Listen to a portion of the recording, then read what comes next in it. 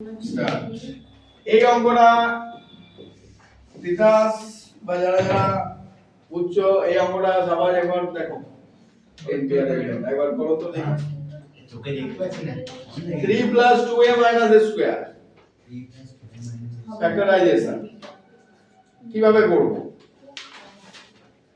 ফর্মুলায় আসবে, কোনভাবে ফর্মুলায় আসবে।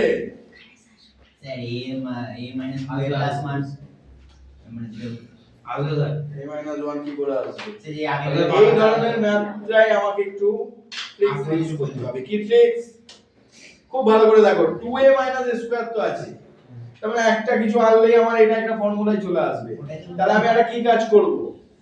-1 4 - 1 করব। কি করব?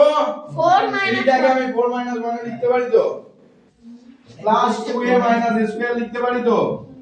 4 যেমন আছে ছেড়ে দিলাম, মাইনাস কমন নিলে কি পড়বে? 1 - 2a + স্কয়ার লিখতে পারি তো।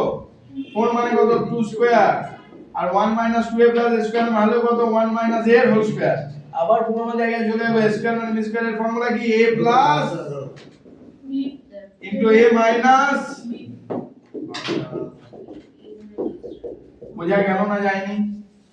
a প্লাস b যখন হলো সাইন চেঞ্জ হলো না, a মাইনাস b যখন হলো সাইন চেঞ্জ কিন্তু হলো, ইজি তো। বাস পরের অঙ্ক।